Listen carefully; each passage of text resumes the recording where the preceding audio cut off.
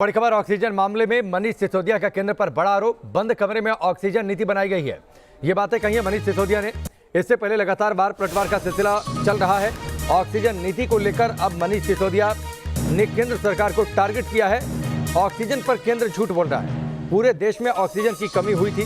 सुनिए क्या कुछ कहा मनीष सिसोदिया ने। ऑक्सीजन का क्राइसिस था देश में, और कल जब देश की संसद में सवाल उठा तो केंद्र सरकार ने बहुत ही बेशर्मी से देश की संसद में एक सफेद झूठ बोला कि पूरे देश में ऑक्सीजन से कोई मौत नहीं हुई है।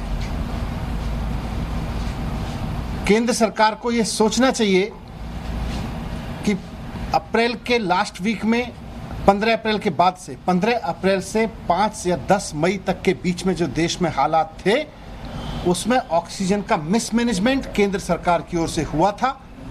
और केंद्र सरकार के ऑक्सीजन मिसमैनेजमेंट की वजह से देश में हॉस्पिटल्स में त्राही त्राही मची थी, और कोई बड़ी वजह नहीं है कि बहुत सारी जानें उस दौरान ऑक्सीजन की कमी की वजह से पूरे देश में गई थी। दिल्ली में मैं ऑक्सीजन का मैनेजमेंट देख रहा था, मैं सरकार में काम कर रहा था।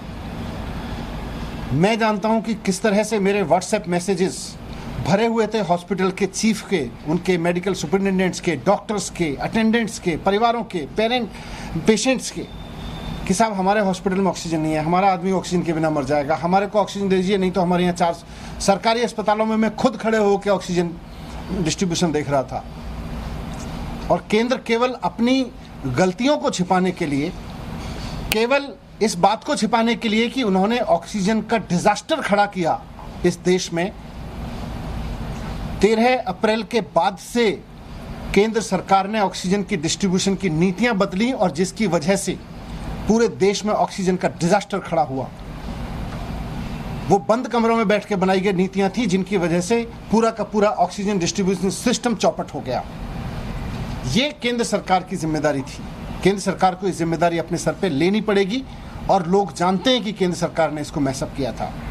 लेकिन कल जिस बेशर्मी से झूठ बोला केंद्र सरकार ने संसद में, और आज उस बेशर्मी को और अंडरलाइन करने के लिए भारतीय जनता पार्टी के प्रवक्ता और नेता, सीनियर नेता संबित पात्रा जी आए प्रेस कॉन्फ्रेंस करने, और जैसी उनकी और उनके बाकी बीजेपी नेताओं की आदत है, जब प्रेस कॉन्फ्रेंस में बैठते हैं तो किसी चीज़ की जिम्मेदारी लेने की वजह से, कहीं ये समझने की वजह से कि गलती कहाँ हुई थी, बस झगड़ना शुरू कर देते हैं।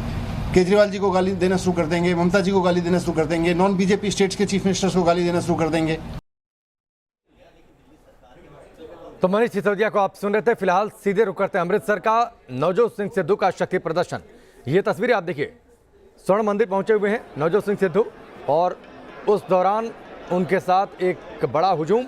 और पिछले कुछ दिनों से लगातार जो पंजाब की सियासत में नया मोड़ आया है, नवजोत सिंह सिद्धू को पंजाब कांग्रेस की कमान सौंप दी गई है। आज 62 विधायक उनके साथ मौजूद थे नाश्ते पर।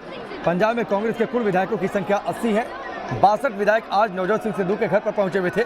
अमृतसर में है नवजोत सिंह सिद्धू, और लगातार उनके घर पर आज सुबह से विधायक जुटे हैं। और अब सबके साथ आप देखिए, स्वर्ण मंदिर पहुंचे हुए हैं, मत्था यहाँ पर टेकेंगे, और उसके साथ ही इसी के जरिए एक शक्ति प्रदर्शन की तस्वीरें भी सामने आ रही हैं।